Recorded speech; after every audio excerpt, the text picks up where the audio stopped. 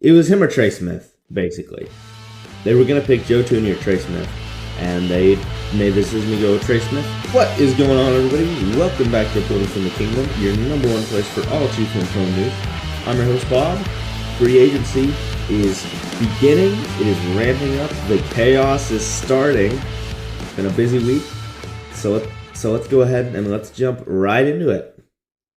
Got a lot of stuff I want to talk about today. Starting off, we're going to talk about, this is going to be an exciting episode is all I'm going to say. We've got moves around the NFL that have been made. We've got moves made by the Chiefs. We've got arrests, a ton of stuff to talk about this week. So I'm excited to dive in and talk about all of it with y'all.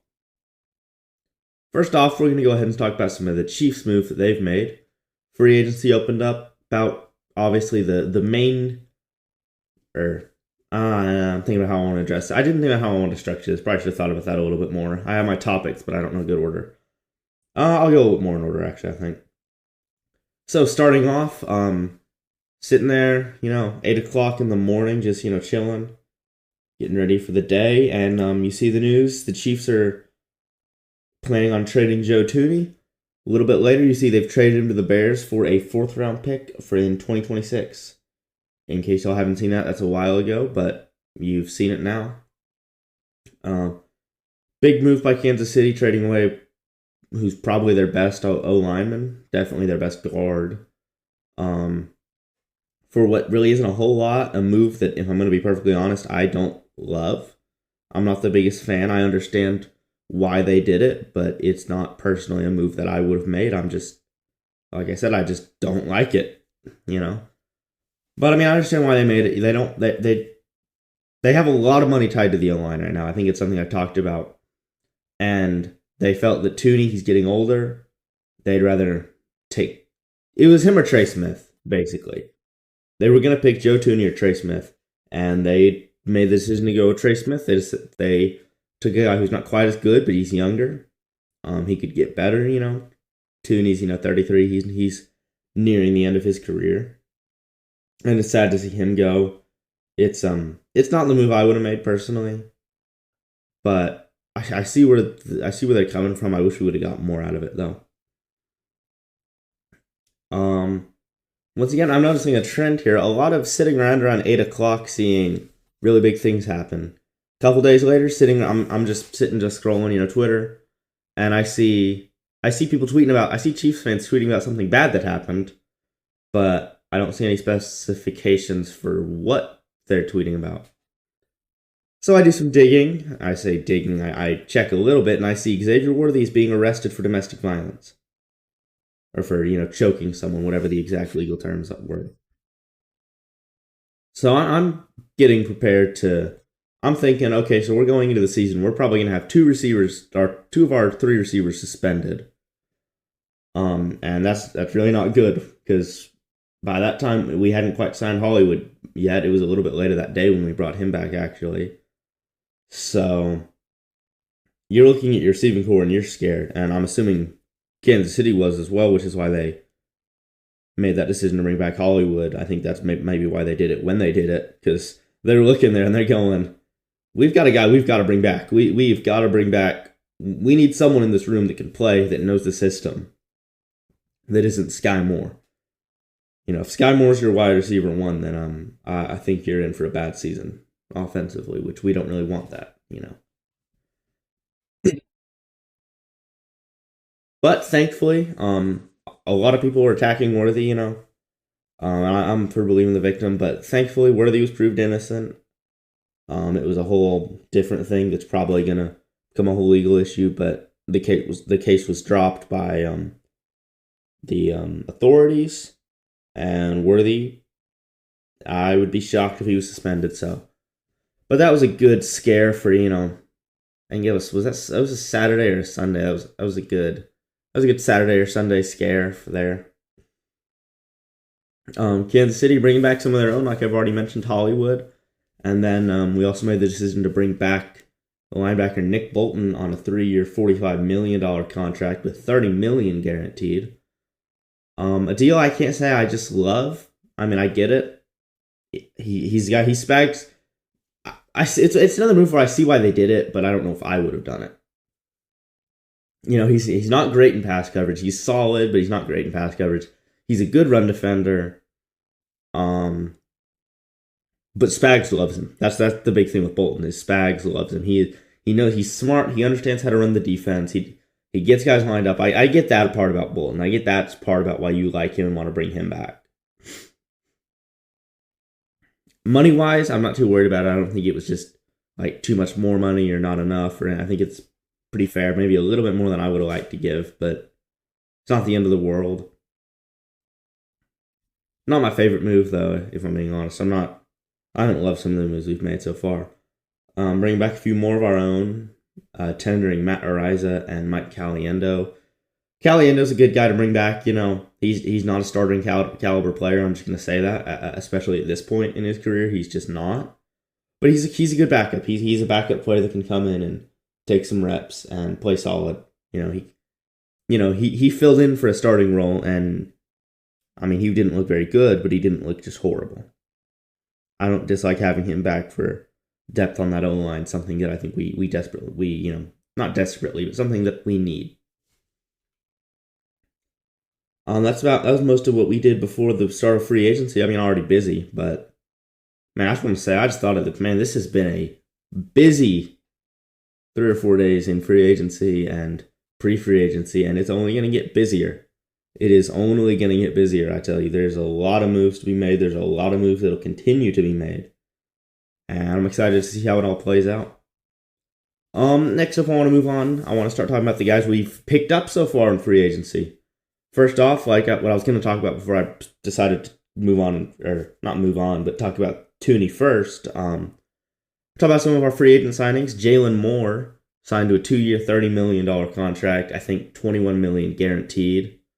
Left tackle for the Niners filled in with Trent Williams' injury, and he played good in that time. I don't think he played incredible, but he played solid football in that time, and that was enough to showcase to Andy Heck, Andy Reid, Brett Veach that he can be a quality player at left tackle, and I'm excited to see what he can do. He raises the floor of that left tackle room a lot, and with the thing with that being a 2-year deal is they're not just stuck they're not stuck with him for forever if he's not good. It's not like Jawan Taylor where they pay him, $80 million.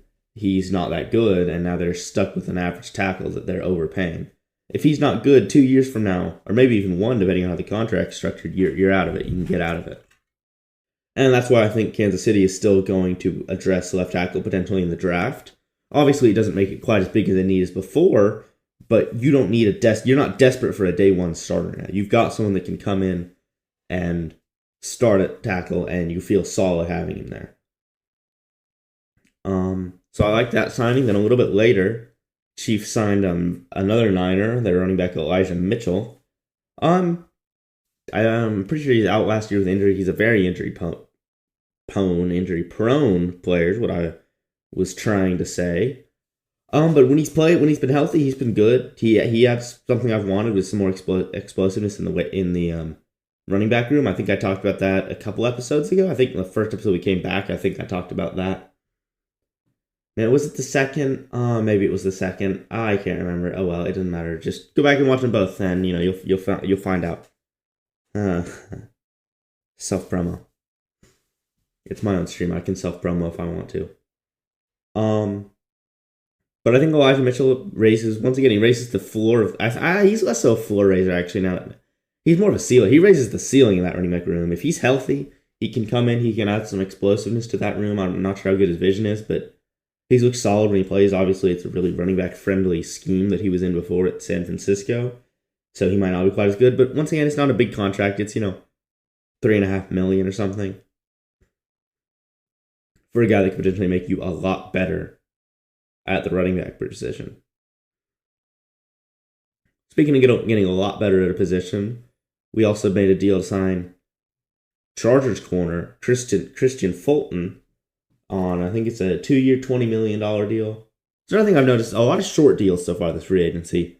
And I think the reason Veach is doing that is there's a lot of guys that are coming up in 2 or 3, this year, next year that they're going to have to want to re-sign.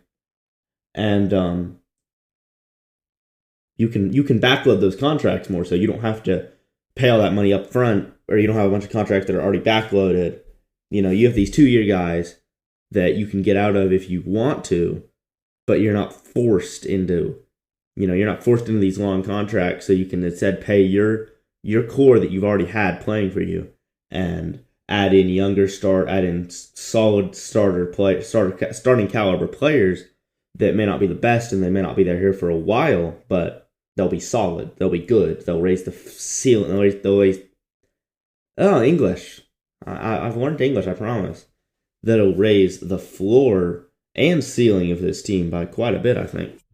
The interesting thing with Kristian Fulton, I think, is he's an outside corner. He is not a slot guy. He's played a little bit in the slot, but not much. He is an outside guy. He's going to be playing the outside.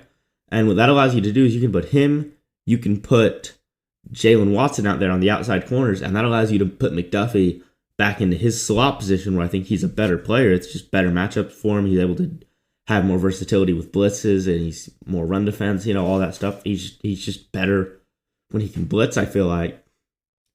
So, you throw in... Oh, it's brain fart. Whoa, I just completely forgot where I was going. No, I know. What that allows you to do is it allows you to put Shamari Connor back at safety, where he's probably a better player. Whether he plays in the box or deep or whatever he wants to play, wherever they feel like he's best suited. You increase the ceiling of that cornerback room a lot, and I think the floor as well. So I've talked about that with all these moves basically, but that's how I feel these moves. None of them are big splashy moves that, are a ton of money, but they're moves that make you better and could make you a lot better depending on how some of these guys play.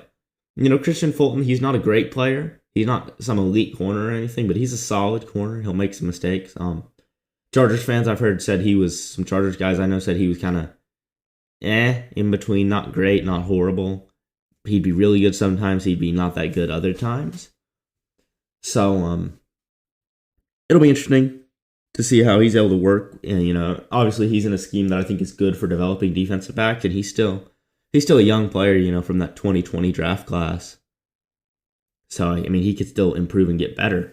I'm excited for Kristian Fulton. I think he makes DB less of a need because, next year we've got 3 guys that I can name off the top of my head, 4 actually, DB-wise, that are going to need new contracts, and I don't know if they're all guys that you want to pay. McDuffie, he's the guy you want to pay. I think McDuffie's almost without a doubt someone you'll want to pay. But, it comes down to what they think. But with how the cornerback market's been looking recently, I would pay a Trent McDuffie. I would pay him, he might cost 27 upwards of, he'll probably cost upwards of $25 million a year, but I'd pay him that. I think he's worth that. He's a great corner. He has a lot of versatility to the system. He doesn't really fit exactly what Spags might want from a corner, but he has the versatility that Spags does want from a corner, which is, one of the reasons he's been so good in this system, I think. And then as of making this the last move that we've seen, I'm going to check here just in a second to make sure I haven't missed anything else. Weird signing, tight end Robert Tonyan. Interesting move. It just happened probably 10 or 20 minutes ago as of right now when I'm recording this. When you'll be seeing it, it'll be about a day old. We might have made a new move. But as of right now, that's a recent move. I don't really have time to think about it that much, but it's a fine move, I guess, Probably depends on how Jared Wiley's... I think I want to say here that makes me think that Jared Wiley's recovery may not be going along as well as they think it is, or as well as they hoped it to be. So they feel like they need to add someone at tight end who can take some reps. And Tonyan's old, but he's been a starter before. I think he's played some solid football before. Not a horrible move, and I'm sure it's not much for money. I'm just gonna check here and see if I've missed any big moves. No, I missed anything. That's good. All right. That'd be fun though. Part of me kind of hoping they'd make a new move so I'd have something, breaking. It won't be breaking by the time this comes out, but it'd be breaking for when I'm recording this. Get to see some live takes on some football. It'd be fun. That's kind of what we've done so far. We brought back another guy, Cole Christensen at linebacker. I don't think I mentioned him. I might have mentioned him. I don't think I did though. But that's kind of our free agency so far. Not huge, but we've signed some some solid players, brought back some of our own. Now we get to move on to the really crazy part of the NFL, what's been going on everywhere in football, what's been going on throughout the entire league, and it's been a lot. There's been a lot of stuff going on. First off, I want to talk about some Chiefs that will no longer be Chiefs. Most recently, from when I'm recording this, Justin Reed signed with the Saints. Saints love stealing our players, especially on defense. I mean, Tyrann Mathieu, Colin Saunders. There's one, Tano Passanio, Daniel Sorensen, even Willie Gay. I mean, that's a lot of former Chiefs on that roster. I mean, not all of them are still on that roster, but they've had a lot of former Chiefs on defense for some reason. So, Justin Reed, I didn't expect him to be back. I didn't really think he'd be re-signed. I said that in the last video. But, what do you know? I said, and I proceeded to not say anything. It's sad to see him go. He's a good dude, I think. I think he's a good locker room guy. He's smart. He understands. But he's not an incredible player. He's not great in pass coverage, especially. Guy I'm really happy for to see get some money is Turk Wharton. He got, I think, a 3-year, $54 million contract. He's getting $18 million a year. That's a ton of money for Turk. I think maybe a little bit of an overpay by Carolina, if I'm being honest. I forgot to mention that Carolina's who signed him. But he got a lot of money. He got a bag, undrafted guy out of a small, D2 school, S&T. And he's played a lot. He, a nobody who's made the roster, dealt with some injury, the ACL injury he had, took him out for a year, 1-year prove-it deal, and he proved it, and he went out and got a bag. So, I'm happy for him. It's funny, that's the move. I really haven't seen any negativity over losing him. Obviously, people are sad we lost him, but no one's disappointed in him for taking that money. Everyone's happy that he got his money because he deserved it. He's a great player. I wouldn't say he's a great player, but he's a good player. Good player, good dude. I don't know if I talked about this, but I had a feeling he was going to get a lot of money. I had a feeling he was going to want a lot of money because a lot of the time when he made a big play, he would be doing the give me money celebration, the swinging the money out with the hands. So I kind of thought he might want a bag, and he got one. So give some props to him, props to the Panthers for signing him. Could help comp picks probably. Justin Watson, everyone's favorite white receiver, is a Houston Texan now. No more of him. I don't really have much to say about him. He's good. Not good. He was okay during his time. A good 5 or 6 receiver. Made a couple splash plays, but didn't really have much consistency. He'd average catch or 2 a game maybe. I'm trying to think who else. I should have written all these down, but I didn't. There's someone else.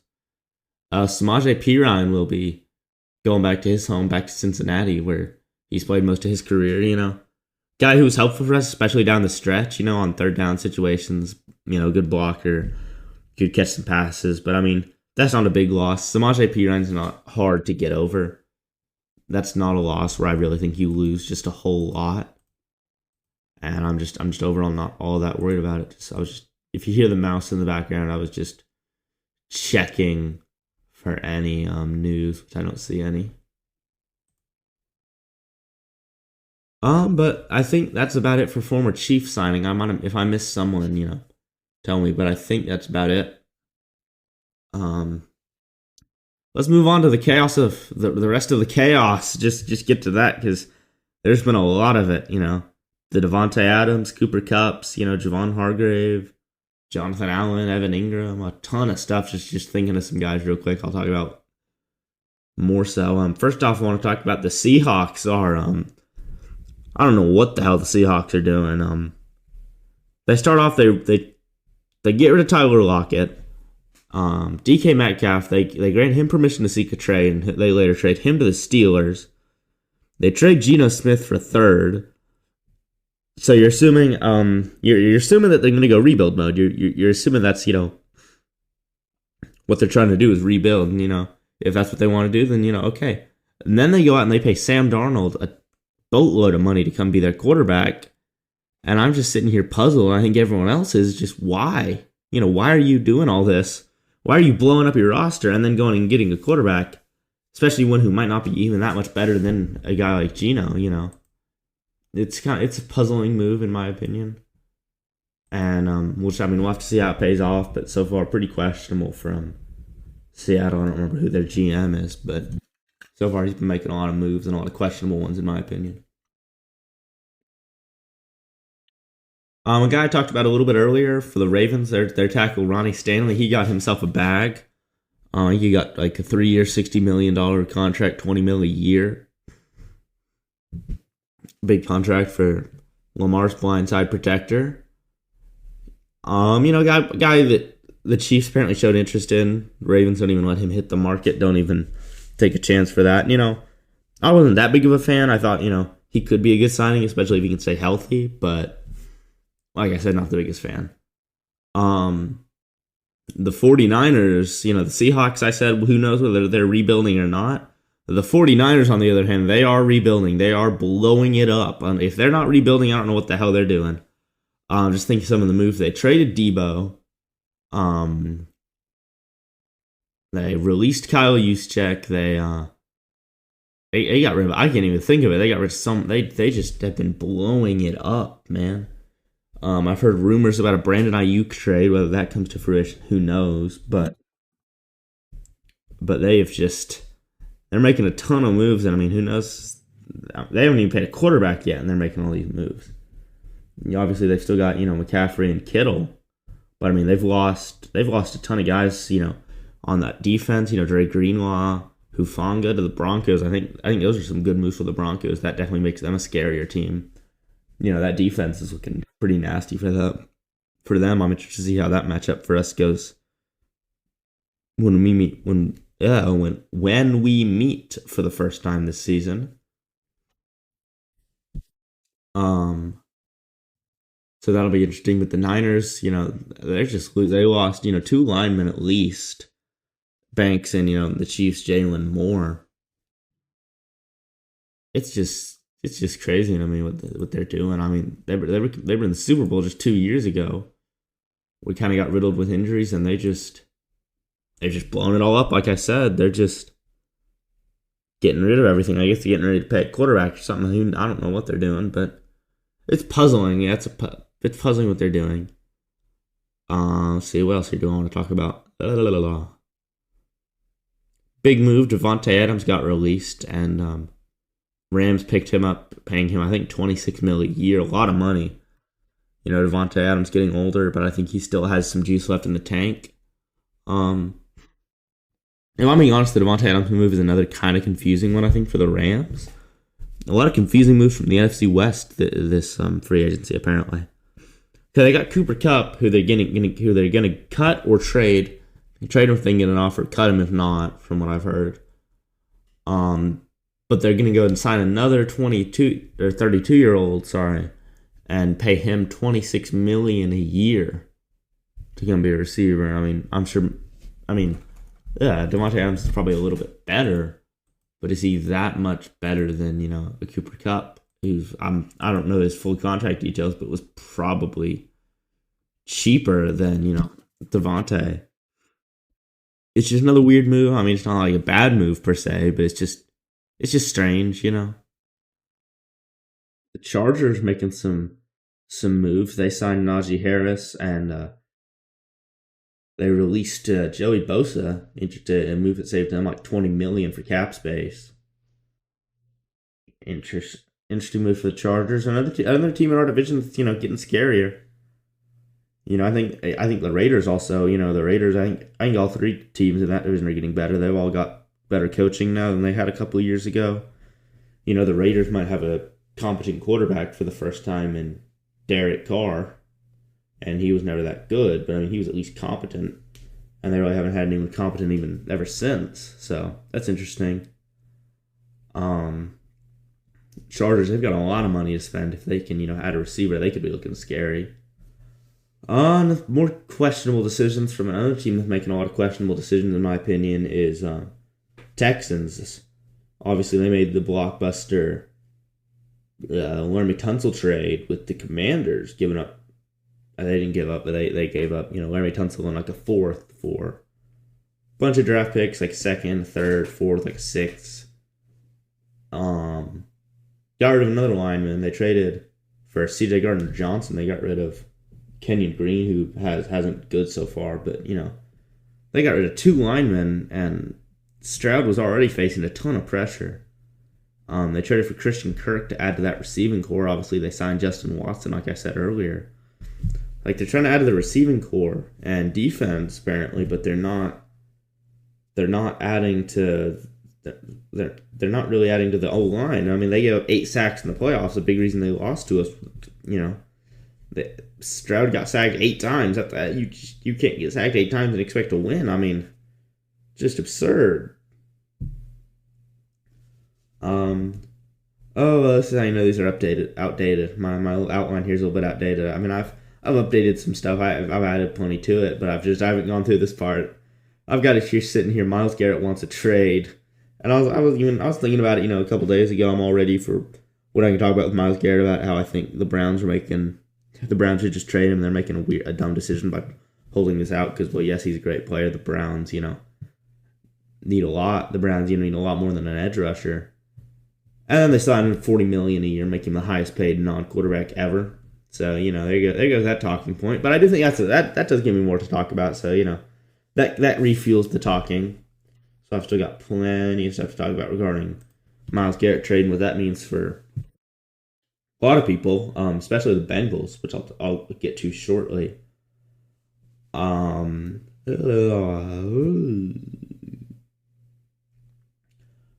I personally, I get why you bring back Myles Garrett. He's, possibly the best defensive player in the NFL. If he's not the best, he's top probably 3. You'd say at least top 3, if not top 1. And you're trying to build a strong defense, but the only thing is the Browns aren't a team that's just the Browns have a lot of holes on their roster. They still are tied up with Deshaun Watson. And, they're a team that needs a lot of picks to try to refuel a roster. And you're going to pay a D lineman $40 million a year. Is that really going to raise your ceiling? It's not going to make you a playoff team. Unless you add a hell of a lot more, you're probably not going to be a playoff team. Just chances are you just won't be. And what it means for the rest of the league, especially Cincinnati, they stated they were going to make Ja'Marr Chase the highest non-paid quarterback in football. So Ja'Marr Chase just got a hell of a lot more expensive. And of course, with that's going to come the fact that, what's his name? T. Higgins is probably going to want more money once Chase signs, or vice versa. And they're already going to trade Trey Hendrickson, or thinking about trading him if they can't get a deal done. And their defense was already horrible. The reason they lost a lot of games, they're gutting their defense even more than it already has been, just to keep that trio with Burrow, Chase, and Higgins. An offense is great, but it's like the Tyreek Hill situation. We needed picks, we needed capital, we traded him, and we got kind of somewhat worse on offense. We had the number 1 offense, but we haven't been as good on offense since we traded Hill, I don't think. I think that's pretty obvious. But, we've won 2 Super Bowls, been to 3 since we traded him 3 years ago, because we were able to build that defense up, and we've had a great defense these past couple years since we've got guys like McDuffie, Karlaftis, so on and so on, Jalen Watson, And even the salary cap we've saved by not paying a guy like Hill $30 million a year. But the Bengals they're reaching that issue. They're reaching that point where they've got to pay a ton of money to this dude. They've got to pay just tons of money to Myles Garrett. So that's interesting. Looking here, let's see, what else would I want to talk about? Justin Fields signed to the Jets, getting $20 million a year. I think it's a little bit much for a guy like Justin Fields. He's shown flashes, obviously a hell of a lot of athletic potential, but not, hasn't done a whole lot yet. He hasn't really shown a whole lot. He's shown flashes, but he just hasn't had that consistency, So that's kind of an interesting move. The Aaron Rodgers saga is still going. I'm sitting here. I'm hoping he goes to the Vikings. Just complete the cycle. That's my That's my want. Complete the cycle. Then New York, I've heard, is strongly pursuing him. So it's going to be interesting to see how that all plays out with Justin Fields. The Colts. Oh, the Colts. They've greatly raised the ceiling of their quarterback room. They went from having one of the quarterbacks with the worst passer. I'm pretty sure it was passer rating in the NFL, the second or first worst, to having 1 and 2 with their addition of Daniel Jones. So that greatly raises the ceiling of that quarterback room. Funny move from the Colts. I don't really know why they paid Danny Dimes $14 million. It's also crazy that, man, you can get $14 million just by being a bottom quarterback in football, but having played and being a first round draft pick, probably hoping for a Sam Darnold resurgence, which I highly doubt they'll get. The Giants have been making some moves. They brought in Javon Holland on a contract that I think was kind of cheaper than I would have expected for a guy like Holland. He's a pretty quality player, and like I said, I just expected him to get more than what he ended up getting. I don't really know what else to say about that. Or no, he didn't get more. He got less than I would have expected him to get.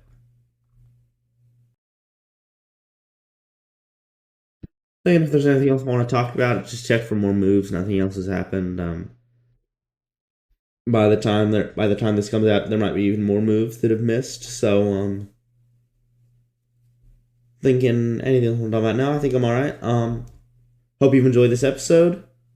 If you did, leave a like, sub, follow, whatever, on whichever platform you are. Want to see some tweets from me, go follow me at The Kingdoms Pod on Twitter. I'm on Instagram as well. I'm on TikTok. I don't really post on TikTok. I probably ought to, but I don't really. Feedback's always greatly appreciated. Hope y'all enjoyed watching. I try to make a good product.